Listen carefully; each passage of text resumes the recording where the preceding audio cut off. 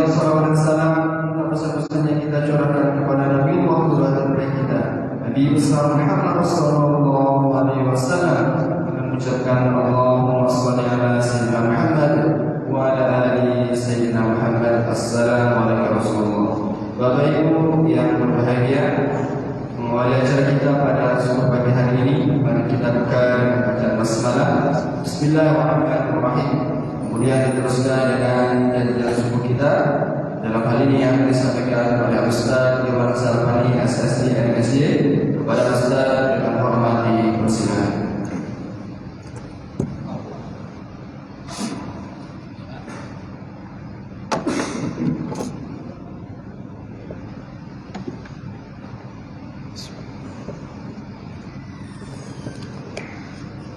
Assalamualaikum warahmatullahi wabarakatuh.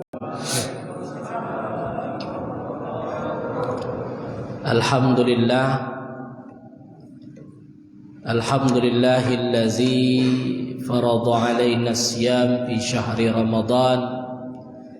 Asyhadu an la ilaha illallah wahdahu la syarika lah, khaliqul alam. وأشهد أن محمدا عبده ورسوله سيد العرب والعجم. اللهم صل وسلم وبارك على هذا النبي الكريم صلى الله عليه وسلم وعلى آله وصحبه على الدوام. أما بعد، رب اشرح لي صدري ويسر لي أمري واحلل عقدة من لساني يفقه قولي. وقال الله تعالى في القرآن الكريم: بسم الله الرحمن الرحيم.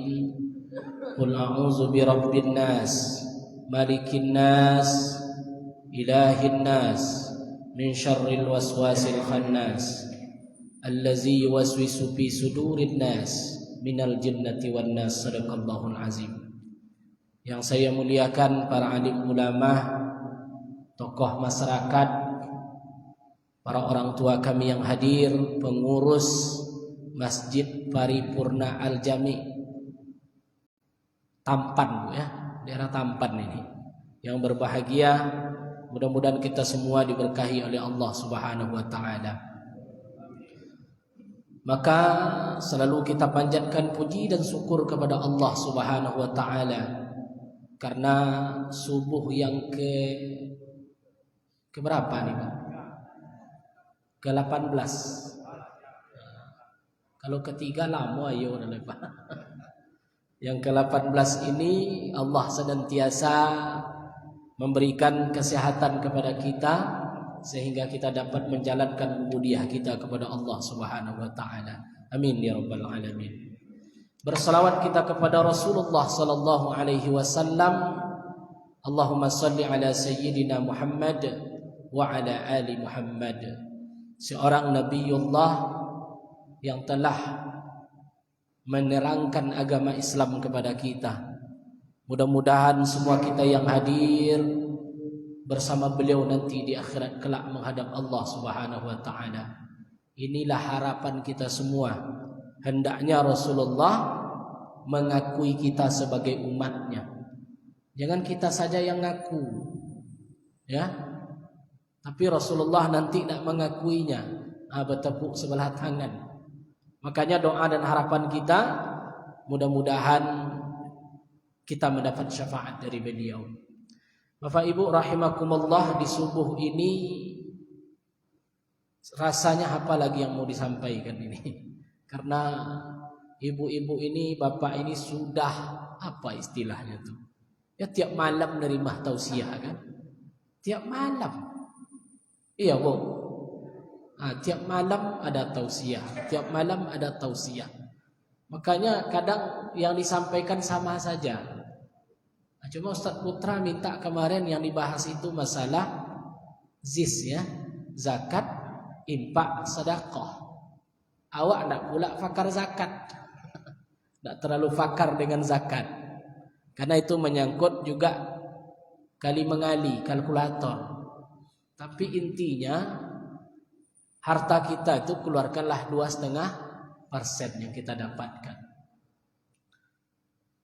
Namun secara umum subuh ini saya berangkat dari sebuah apa yang pernah dikatakan dalam sebuah riwayat bahwa al-jannah mustaqah ila arba'atin nafar, bahwa surga itu sangat merindukan 4 golongan kelompok manusia. Nah, biasanya kan kita yang rindu dengan surga. Iya, Bu. Ibu rindu dengan surga? Mati dulu. Itu syaratnya. Ya, kalau kita rindu dengan surga, tapi ini terbalik, surga yang merindukan kita. Mustaqah, surga yang merindukan kita. Siapa orangnya tuh Ustaz yang dirindukan surga itu? Nanti masuk zis, ya, yang terakhir. Yang pertama disebut dengan talil Quran. Apa itu makna talil Quran? Orang yang mau membaca Al-Quran, sahabat-sahabat Al-Quran. Nuzul sudah selesai, Ustaz.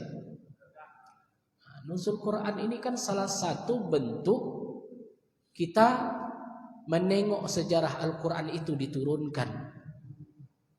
Syahrul Ramadan allazi unzila fihi Al-Quran. Pada bulan Ramadan itu diturunkan Al-Quran. Jadi Al-Quran itu Allah turunkan di bulan Ramadan. Ayat lagi, inna anzalnahu fi lailatul qadar. Sesungguhnya kami menurunkan Al-Quran itu pada malam Lailatul Qadar. Apa maknanya di sini? Berarti malam-malam ganjil. Malam ganjil. Sebagian ulama 17. Kalau enggak 19, 21, 23, 25, 29. Tapi orang kita ni kadang-kadang codi, Pak, pintar. Oh, cari aja lah malam-malam ganjil katanya. Kita nggak tahu malam ganjil itu kapan. Jangan-jangan malam tadi malam ganjil, kita bilang genap. Malam genap itu jangan-jangan malam ganjil. Maka banyak terjadi perbedaan kadang-kadang. Ada yang hari raya hari ini, ada hari raya besok. Nah, ini maka ikhtiar kita setiap malam kita menghidupkan Ramadan. Kita mencari berkah. Kapan Al-Quran itu diturunkan? Kapan Lailatul Qadar itu kita dapatkan setiap malam-malam ganjil? Jadi Al-Quran itu diturunkan oleh Allah. Tanzilum mir Rabbil Alamin. Al-Quran itu diturunkan oleh Allah, langsung turun dari Rabb sekalian alam. Jadi tidak main-main. Siapa yang menurunkan? Nazzala bihir ruhul amin. Diturunkan oleh Ruh Al-Amin. Ruh Al-Amin itu siapa, Pak? Ruh Al-Amin, Jibril alaihi salam. Sehingga Allah beri gelar Ruhul Amin, yang dapat dipercaya. Jibril ini dari Allah. Al-Quran ini diturunkan kepada Nabi Muhammad, dia akan sangat dipercaya, tidak akan dibocorkannya.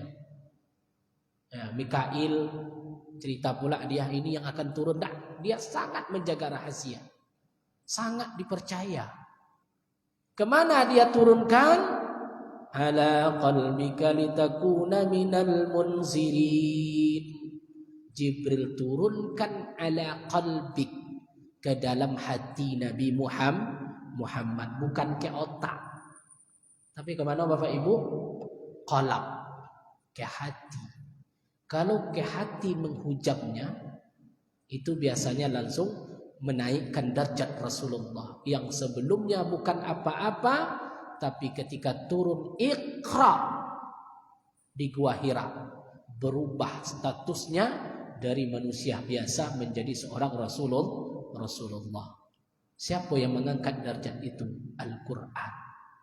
Pada umur 40 tahun di Gua Hira turun surat Iqra Al-Alaq ayat 1 sampai 5. Kemana diturunkan? Menghujam ke hati Rasulullah.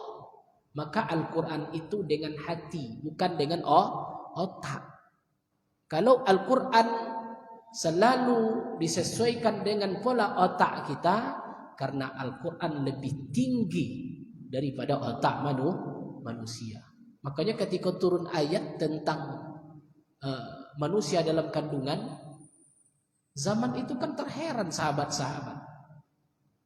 Engkau di dalam perut ibumu umur sekian segumpal darah, sekian segumpal daging, 120 hari ditiupkan ruh oleh Allah. Selama 4 bulan Allah tiupkan ruh ke dalam janin tadi. Padahal penelitian belum ada, Pak. Ya, otak belum ada ketika itu. Kapan diketemukan otentik Al-Quran? Ketika muncul sains, muncul dokter kandungan, rupanya tidak meleset sedikit pun tentang ilmu-ilmu Al-Quran. Diturunkan kepada Rasulullah, Ruhul Amin. Dari Ruhul Amin dari Allah diturunkan melalui Ruhul Amin yang menerimanya Al-Amin. Jadi orang-orang terpercaya semua. Jadi Al-Amin itu siapa, Ustaz? Tahu Ibu Al-Amin itu? Orang yang tidak pernah berdusta seumur hidupnya. Kalau ibu-ibu pernah enggak berdusta? Jujur aja lah. Itu. Bapak pernah berbohong, Pak ya? Jangan ke bapak, buya banyak yang berdusta. Banyak juga yang bohong kadang-kadang kan? Termasuk Ustaz sendiri. Sering juga kita kadang berbohong. Sederhana saja. Ini acara mau mulai nih Ustaz, udah di mana nih? Kan ditelepon. Ini udah mulai nih Ustaz, udah di mana? Ini udah di jalan, padahal masih di rumah. Allahu Akbar. Udah bohong, penuh dosa kita. Ya sudah bohong kita. Makanya Jibril alaihissalam menjaga Al-Quran tadi dari Allah kepada Nabi Muhammad. Tidak pernah dibocorkan. Beda kita. Lu apa-apa ada bocornya, Pak. Ya? Besok berhenti itu, ini yang duduk di sini. Kan? Belum lagi itu. Udah tahu siapa kadisnya, siapa ininya, segala macam. La ilaha illallah. Tapi ini terjaga. Maka Allah jamin, inna nahnu nazzalna zikra wa inna lahu lahafizun. Kami yang menurunkan Al-Quran, kata Allah, kami jamin keasliannya. Itulah bedanya dengan kitab-kitab terdahulu, Bapak Ibu.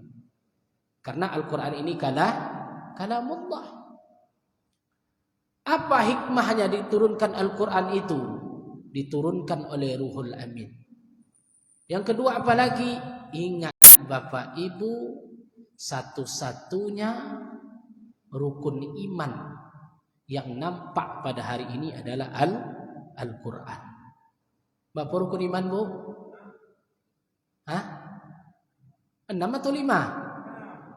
5 enggak? Nah, saya ngetes saja karena subuh itu kadang-kadang ngantuk Ibu nampaknya.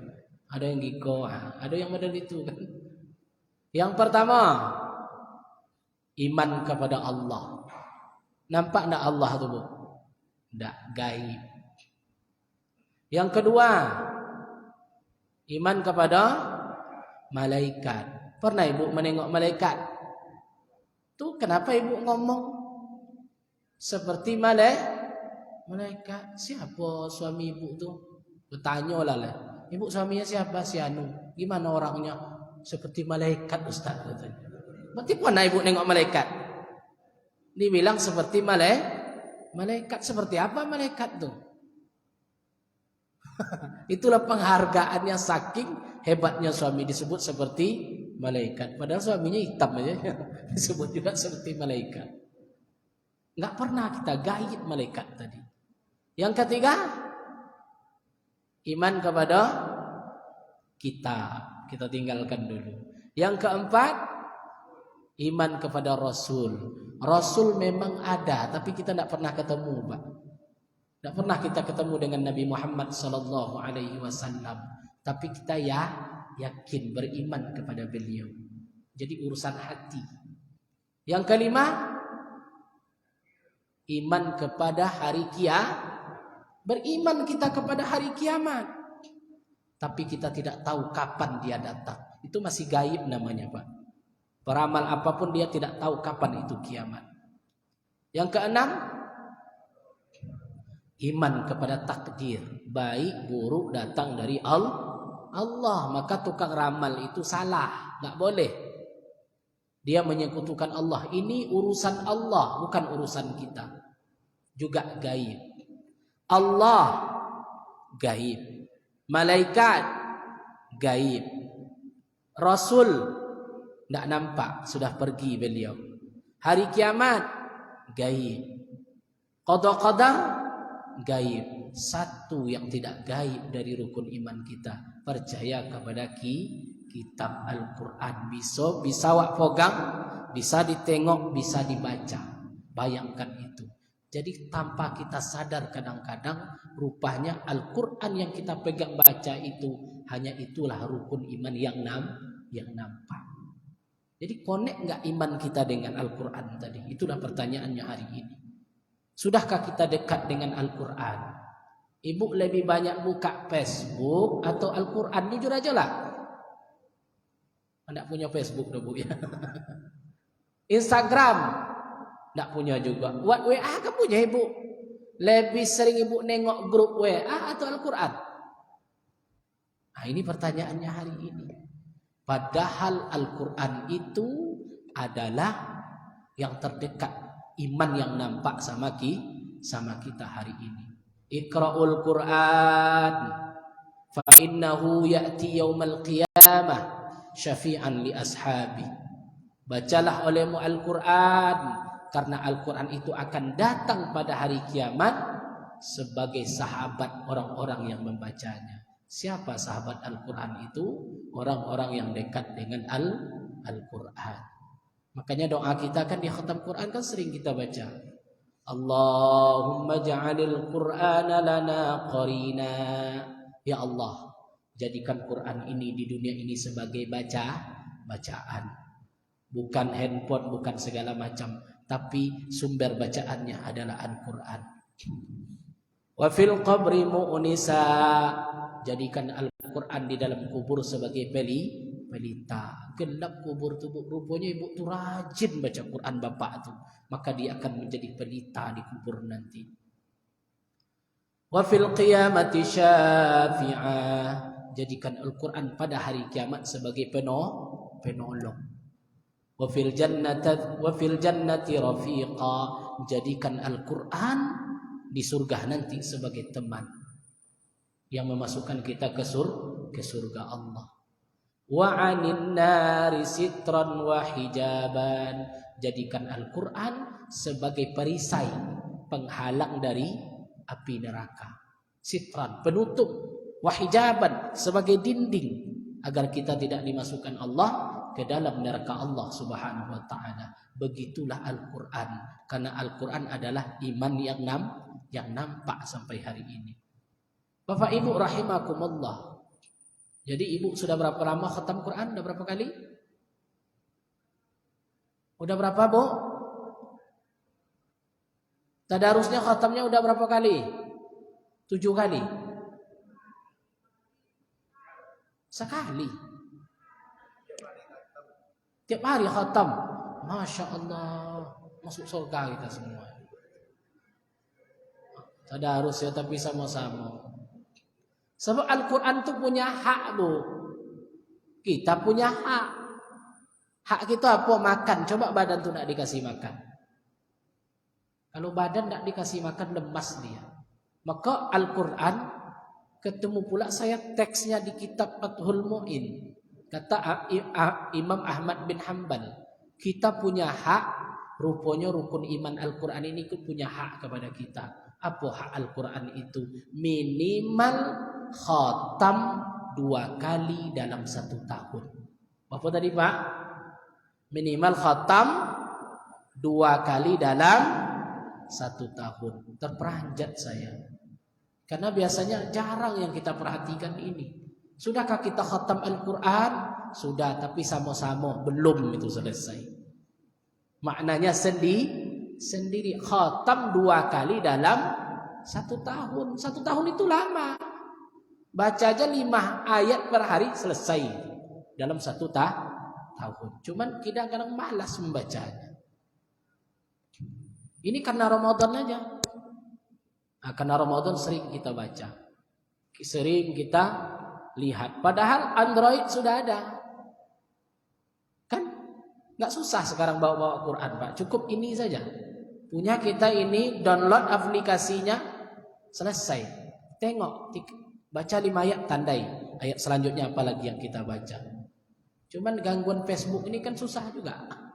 Gangguan WA dan segala macam. Nah, ini yang kadang-kadang. Ini untuk ibu-ibu dan saya juga. Ada kalimat mengatakan di kitab tersebut, hak Al-Quran setidaknya kita khatamkan 2 kali dalam 1 tahun. Oh, enggak juga Ustaz. Sekali gimana? Enggak juga Ustaz. Untung ada majelis taklim yasinan. Bisa dia baca Quran. Makanya kadang-kadang yang lebih banyak baca Quran ini bapak-bapak atau ibu-ibu? Nah, kan aku dia, Pak. Karena ibu-ibu ini memang kita akui arisan Yasin kita dulu. Yasin itu Al-Quran. Tiap minggu. Untung ada itu. Kalau enggak sempat mungkin baca Quran kita. Jadi ini motivasi kita. Pasca Ramadan nanti kita mulai sama-sama baca tandai, insya Allah bisa kita khatamkan 2 kali dalam 1 tahun. Bapak Ibu rahimakumullah, saking kuatnya bahkan Ibnu Mas'ud mengatakan tiap manusia itu punya hati. Seorang manusia punya jiwa, cuman kadang-kadang dia tidak kenal dengan jiwanya. Maka Ibnu Mas'ud mengatakan utlubu qalbuka fi salasah mawatin. Carilah dirimu di 3 tempat. Aku kan dalam, Bapak. Carilah dirimu, hatimu di 3 tempat. Apa tempat yang pertama? Inda sima'il Qur'an. Ketika engkau mendengarkan Al-Qur'an.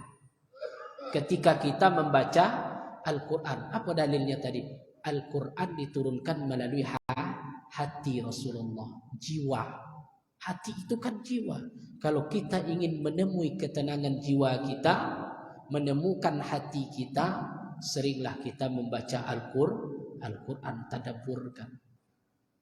Kalau tidak juga, temuilah ketika engkau khalwah, sendiri, li zikrillah, ketika berzikir kepada Allah, merenung Bapak, la ilaha illallah, la ilaha illallah.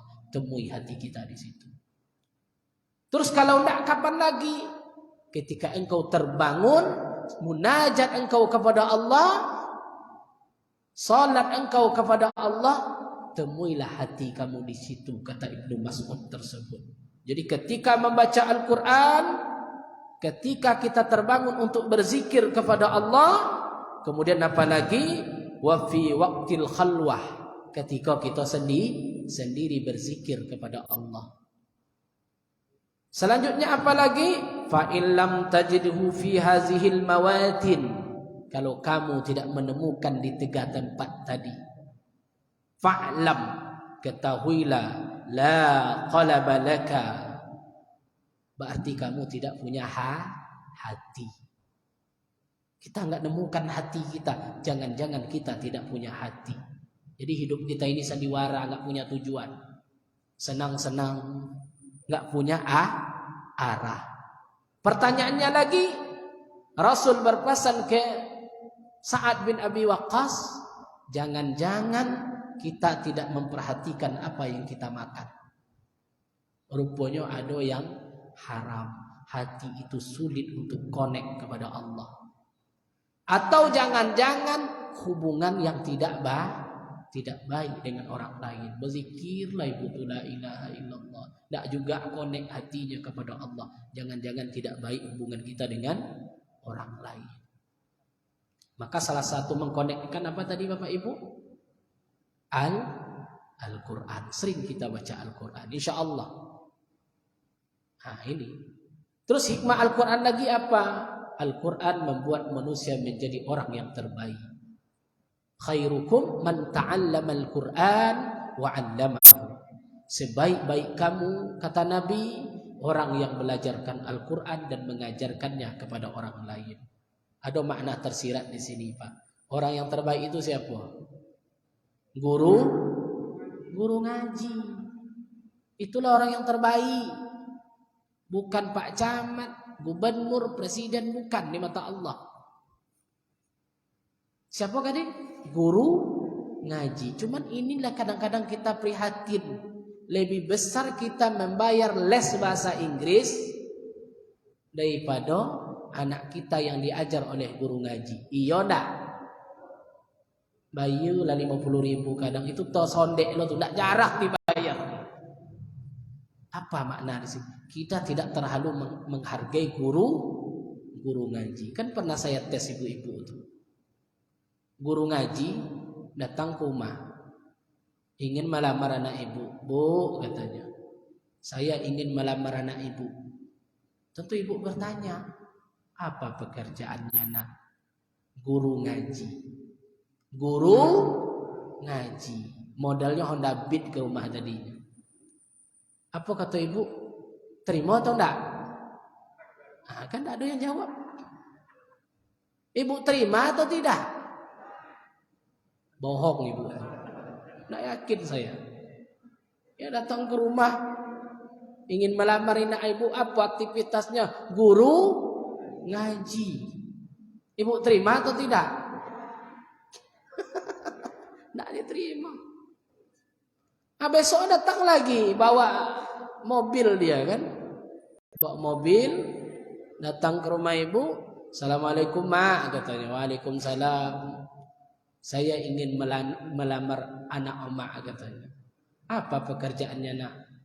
Saya kerja di bank. Ibu terima atau enggak? Langsung diterima. Ya, bayanglah mobil Fortuner datang ke rumah. Nah, datang dia ke saya daftar nikah cepat, mau cepat-cepat aja ibu tuh bawa anaknya nikah kan.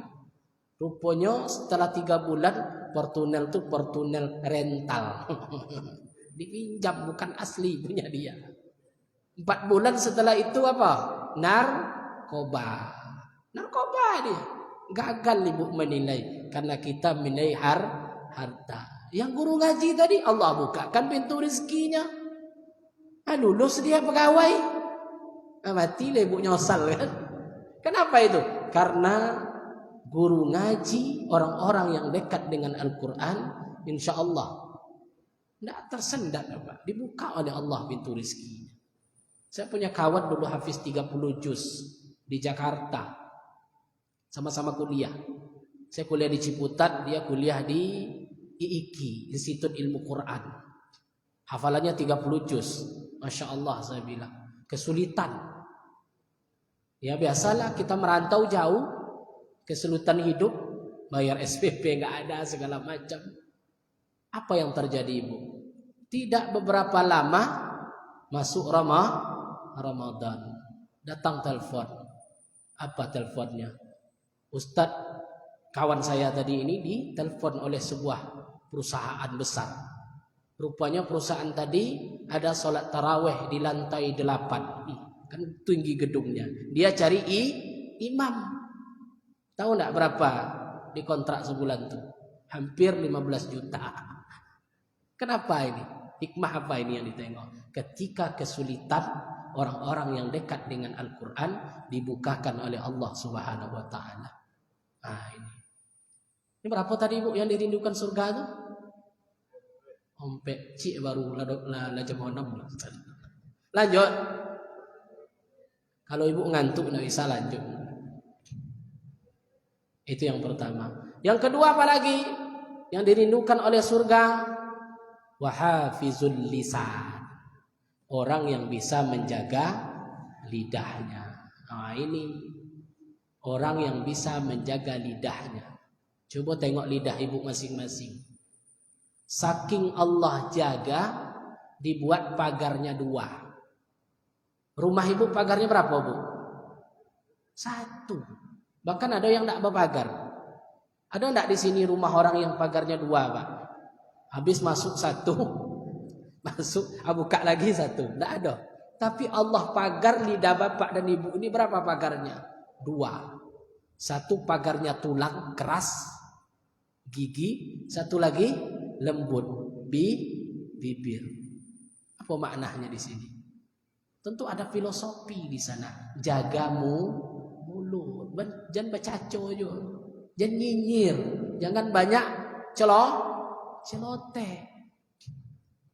Karena mulut ini sumber dosa. Rasul mengatakan penduduk neraka itu banyak. Setelah dikalkulasikan, yang paling banyak penyebab masuk neraka itu 2 dosa. Yang pertama dosa mulut, yang kedua dosa kemaluan. Mohon maaf. Jadi penduduk neraka itu paling banyak itu dosanya apa, Bu? Dosa mulut. Karena mulut ini tidak bisa dijaga. Iyakum bis-sidqi fa inna as-sidqa ya'ti ilal khair, fa innal khair ya'ti ilal jannah. Jadi salah satu dosa mulut tadi al-kizbu, bohong, tidak jujur. Ya, tidak jujur dengan anak. Bu, minta duit, Bu. Apa kata ibu tadi? Nggak ada uang ibu lagi. Tidak jujur sama suami. Yang dibelinya barang online, beli apa kata suami? Nggak ada banget. Apalagi zaman sekarang ini kan mudah saja. Mulut ini kadang-kadang, bahkan Rasul menghubungkan mulut itu dengan iman. La yu'minu ahadukum, tidak beriman salah seorang kamu. La yu'minu ahadukum, man kana yu'minu billahi wal yaumil akhir, siapa yang beriman kepada Allah dan hari akhirat, falyakul khairan, berkatalah yang baik-baik. Oh, kalau tidak bisa, auliyasmut. Kalau tidak bisa kita berkata baik-baik, lebih baik ontok. Ontok. Diam. Susah diam tuh, Bu. Diam tuh kojo yang paling sonang, Bu. Susah tidak diam tuh. Kalau ibu bau diam, bulan Ramadan ini diam di rumah. Jangan ada banyak percakapan dengan orang lain. Cuman sekarang itulah masalah, ada WA kan ditelepon, Bu, katanya. Ayo ada apa? Ibu tahu enggak? Ada sesuatu. Enggak usah dulu, habis maghrib aja lah kita puasaan. Percuma. Satu kalimat dosa mulut menghapuskan seluruh amalan kita. Bayangkan tuh, Bu. Ya, a'malus salih yuwazziluhal ghibah. Setiap amal perbuatan manusia itu yang dikumpulkan amal-amal solehnya akan terhapus hanya satu kata ghibah. Ghibah itu apa? Menyebut yang tidak disukai orang. Meribah. Makanya yang menghilangkan pahala puasa itu ada 5. Khamsatun tuhbitus shaim, 5 yang menghancurkan pahala puasa. Yang pertama, al-kizbu. Al-kizbu datang dari mana, Bu? Duto itu datang dari mana? Mulut. Yang kedua, an-namimah, adu domba. Adu domba itu datang dari mana? Mulut juga. Yang ketiga, al-yaminil ghumus, sumpah serapah, kata-kata kotor. Dari mana datang itu? Mulut. 3.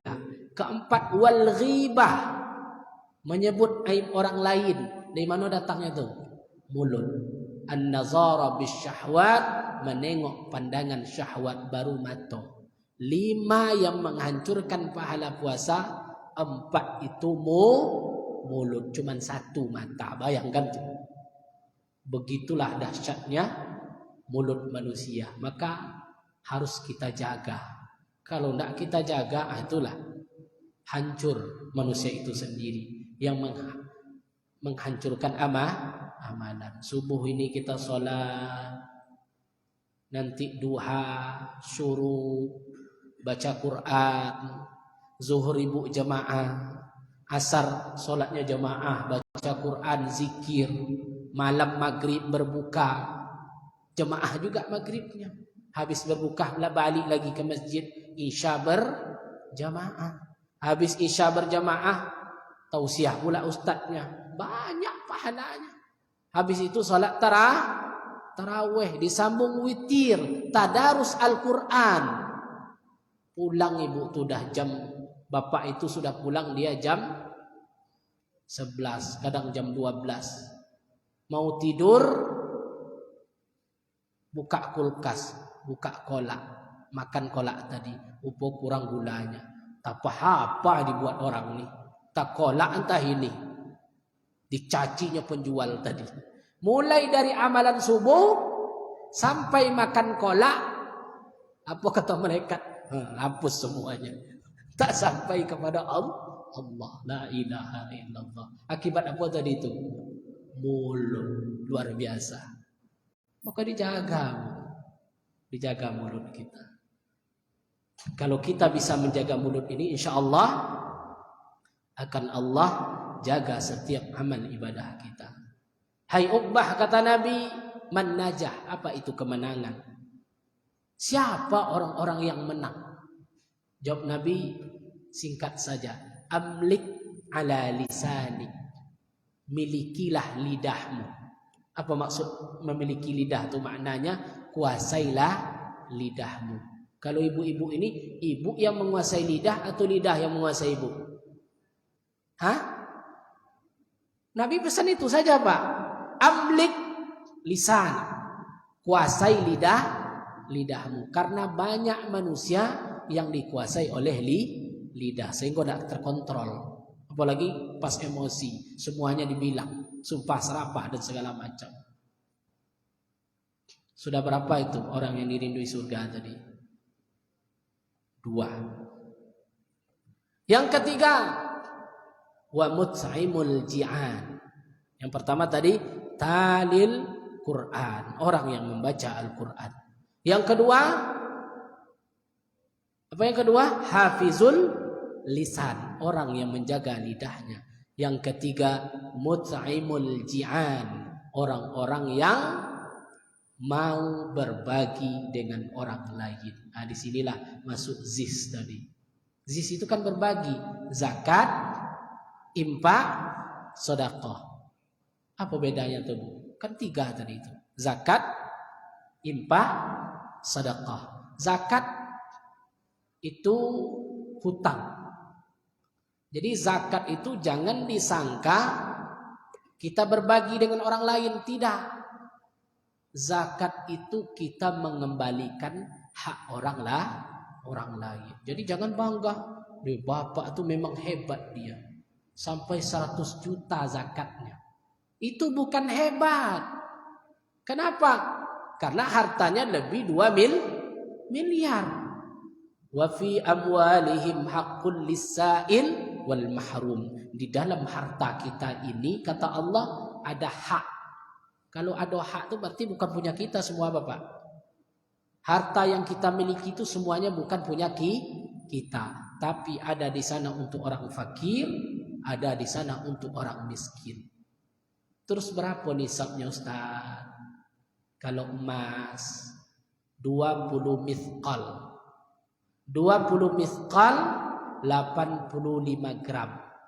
85 gram itu berapa emas itu, Bu? Kira-kira berapa duit? Apa emas segram gini, Pak? Bu, berapa 1 gram, Bu, emas? Ada 1 juta. Hah? Berarti kalau 1 juta 85 juta. Keluarkan 2,5%. Kalau kami pegawai yang di ASN, alhamdulillah sudah dipotong tiap bulan. Ada perdanya, Bu, perda zakat. Jadi kami nerima gaji, kayak saya terima gaji 2,5% untuk zakat sudah dipotong dari gaji tadi. Cuman kan lebih banyak kadang kayak pedagang, pengusaha yang penghasilannya lebih banyak daripada pegawai ini. Inilah yang kita hitung. Jangan kita memakan hak orang lain. Karena zakat itu memberikan hak. Maka zakat itu maknanya membersih. Khuz min amwalihim, ambillah harta tadi dari mereka, kata Allah. Untuk apa gunanya?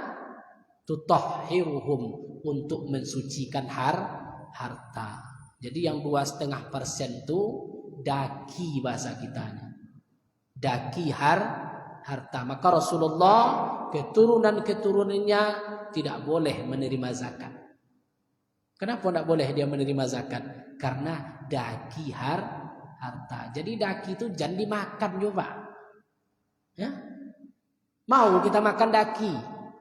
Daki tahu kotoran. Itulah yang membersihkan nanti. 2,5% inilah yang membersihkan harta kita. Terus infak. Infak apa maknanya? Nafkah. Infak pemberian berbentuk barang. Berbagi dengan du'afa, ibu, maka disebut dengan kotak infak. Kan masjid itu Pak ya? Nah, disebut kotak infak Masjid Al-Jami. Kenapa disebut infak? Karena infak ini berbentuk barang, uang. Nah, itu infak.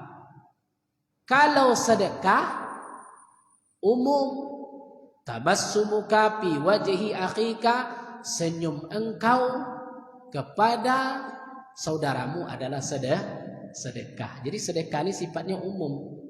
Maka kalau ada nanti di masjid itu kotak sedekah, berarti senyum aja dia nengok. Lewat kotak infak dia senyum, dikiranya kotak sedekah, nak selesai. Jadi spesifik infak ini betul-betul harta. Kalau sedekah itu lebih umum, senyum, nampak duri di jalan disingkirkan, sedekah. Senyum dengan orang lain sedekah. Tapi kalau senyum sama istri orang, tidak sedekah, musibah itu Pak, tidak boleh. Jadi sedekah itu menengokkan wajah kita berseri-seri. Jadi udah tahu bedanya ya? Zakat kewajiban, infak berbentuk barang, sedekah berbentuk umum. Nah, boleh dengan uang, dengan senyum, dengan berbuat baik, semuanya adalah sedekah. Ini seluruhnya adalah perbuatan-perbuatan baik. Karena kita hidup di dunia ini hablum minallah, hablum minan nas. Maka ketika harta yang kita keluarkan tadi, setidaknya ada 5 yang keluar dari harta tadi. Apa kata harta yang pertama Pak? Kuntu saghirah fakabbirtani. Dulu aku kecil, maka engkau besarkan aku. Dulu aku kecil. Karena ibu tuh berimpak cuman 1 kotak keramik. Besar enggak 1 kotak keramik? Enggak besar. Fakabbirtani, engkau besarkan aku. Ketika ibu bersedekah 1 kotak keramik, insya Allah Allah bangunkan istana di surga Allah Subhanahu wa ta'ala. Kecil tapi balasannya besar. Yang kedua, ketika harta tadi keluar, muncul kata-kata dari harta tadi. Kuntu qalilah fakaththirtani. Dulu aku sedikit. Fakaththirtani, maka engkau memperbanyakkan aku. 50.000 itu sedikit atau banyak Bu? Banyak atau sedikit? 50.000. Oh banyak aja Ustaz. 20.000? Banyak atau sedikit 20.000? Saya tes Ibu ya. 50.000 ada uang di dompet 50.000 hari ini. Kira-kira habis nggak hari ini nanti itu? Habis. Berarti kecil, tidak besar. Maka harta tadi mengatakan fakaththirtani, engkau banyakkan aku. Yang sedikit itu jadi banyak. Kok bisa Ustaz? Apa dalilnya? Allazina yunfiquna amwalahum fi sabilillah kamathali habbah. Orang yang berimpak di jalan Allah seperti 1 biji. Ya? Masalul lazina yunfiqu, orang-orang yang berimpak di jalan Allah kamathali habba.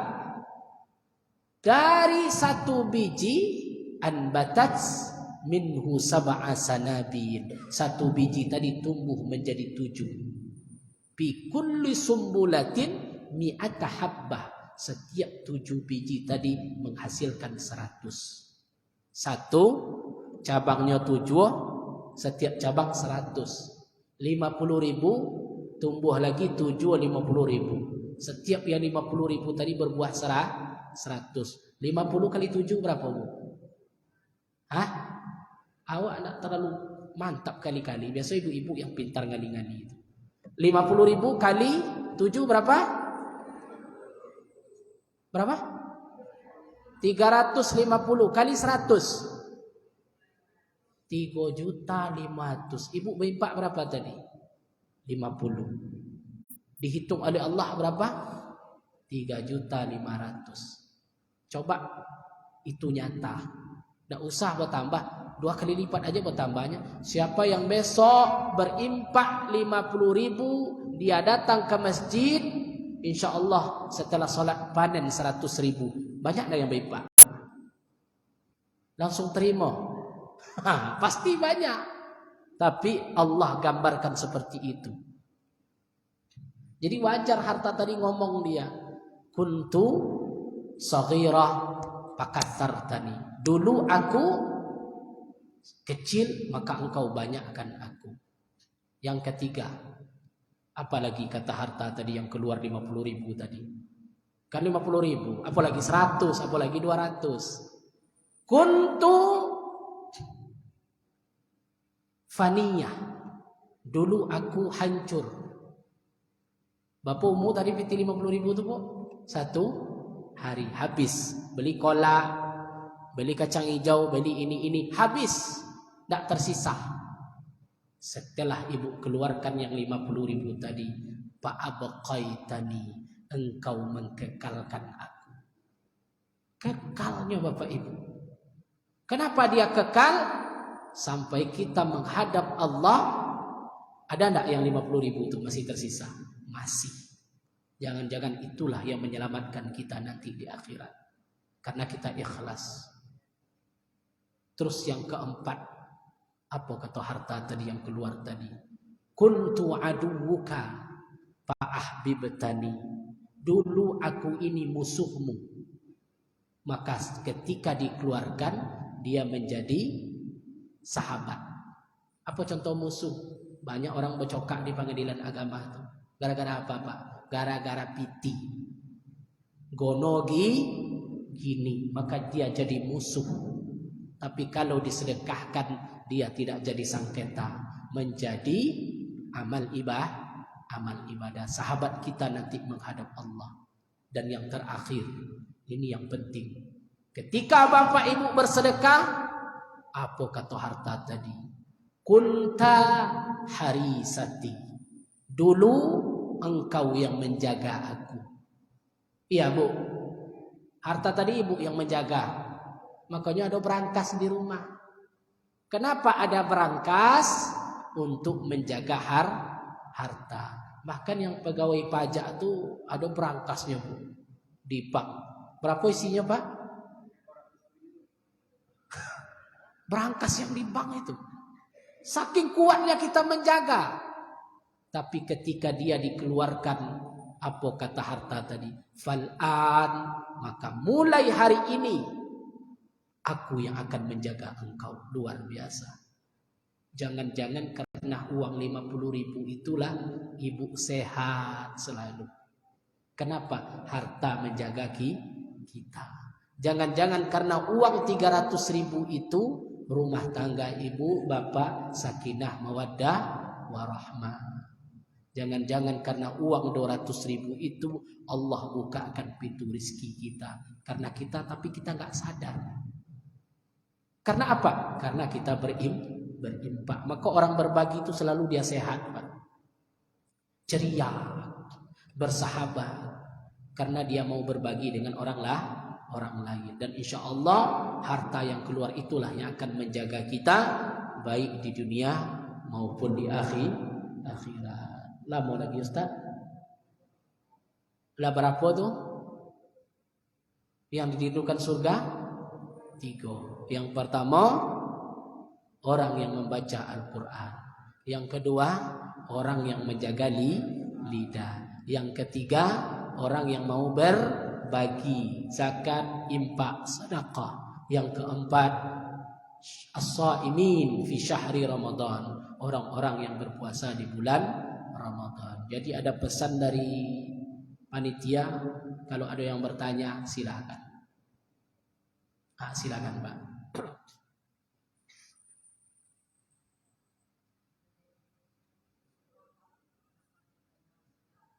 Angkat suaranya Pak, gimana?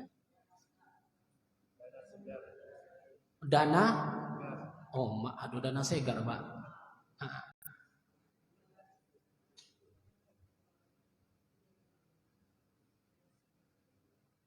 Jadi dana segar tadi apa tadi? Iya.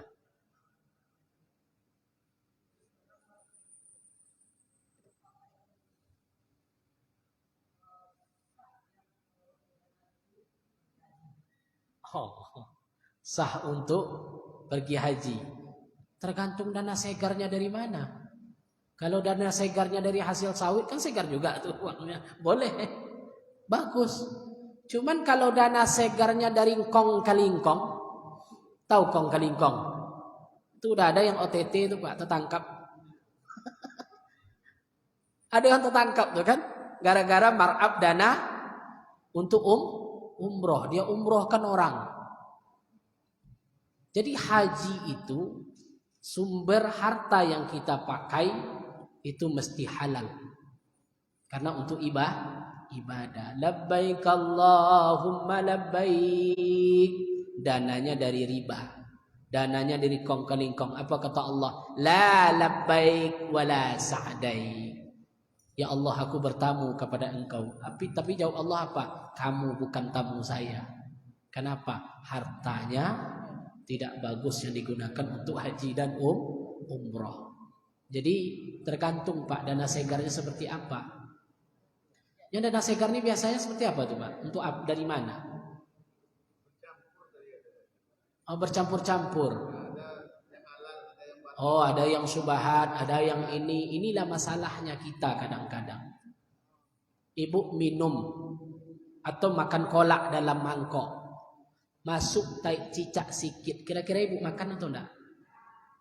Padahal yang halal itu satu mangkok. Najis masuk sedikit. Ibu beli baju ke Ramayana. Harga baju tadi 215.000. Berapa harganya? 250 ibu. Atau mukena ibu beli 215.000. Ibu minta turun harga. Bu, 200 sajalah. Enggak bisa Bu. Ini sudah harga pas 215.000. Ibu bohong. Punya strategi tapi bohong. Apa kata ibu? Kemarin Bu, karena udah habis. Itu yang kemarin jual mukena kayak gini, cuma 200-nya. Padahal ibu bohong. Akhirnya pedagang tadi terdesak. Ya Allah deh Bu, kalau memang gitu ambillah 200.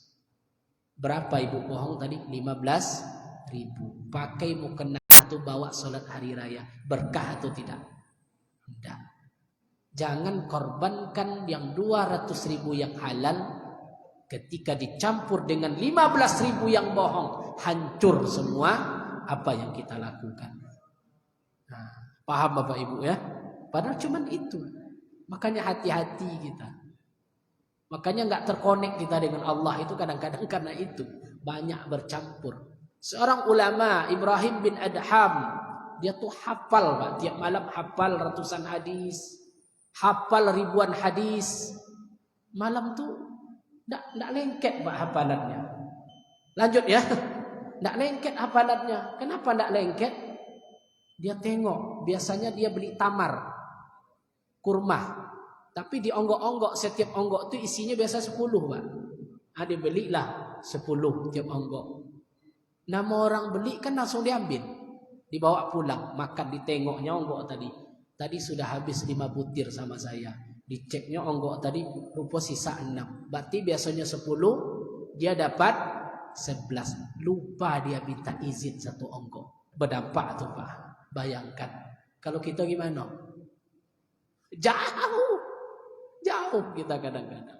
Makanya hati-hati kita terhadap yang halal dan yang haram tadi. Paham Pak ya? Jadi tergantung bagaimana kita mendapatkan harta tadi. Makanya orang miskin itu lebih dulu masuk surga daripada orang kaya. Kenapa? Orang miskin tidak banyak. Kalau orang kaya, proses pertama pajeronya. Uang di mana? Pajero bapak beli dari mana? Oh ini sumbernya. Oke, lolos dia. Pada pertanyaannya sudah 1 jam itu. Terus ditanya lagi, untuk apa digunakan? Keluar rekamannya Pak. 1, parkir Pajero Masjid Al-Jami, dapat pahala. Yang lucunya ada suatu hari malam parkir Pajero di diskotik. Ditanya malaikat juga. Oh, supir saya yang bawa. Oke, baru tuntas. Tapi kalau miskin tidak lama. Apa kendaraan kamu? Paling Honda Beat kan? Dari mana dapat langsung dia masuk surga. Kecuali ini seluruh aja. Begitulah harta itu kita pertanggungjawabkan di hadapan Allah Subhanahu wa taala. Bapak Ibu rahimakumullah, ini 4 tadi mudah-mudahan jadi amaliyah kita. Udah 1 jam saya ceramah, Bu. Nggak ada pula air minum tuh. Bayangkan Ibu tuh. Mudah-mudahan bermanfaat. Saya mohon maaf, mungkin ini di Ramadan. Minggu depan kan Ustaz lahir lagi. Jadi mudah-mudahan pertemuan kita ini diberkahi oleh Allah Subhanahu wa taala. Salah dan kata dalam menyampaikan, mohon maaf yang sebesar-besarnya. Bukan maksud mengajar, tapi kita saling belajar dan saling belajar untuk supaya lebih memperbaiki diri di hadapan Allah Subhanahu wa taala. Demikian, wallahu muwaffiq ila aqwamit thoriq. Assalamualaikum warahmatullahi wabarakatuh.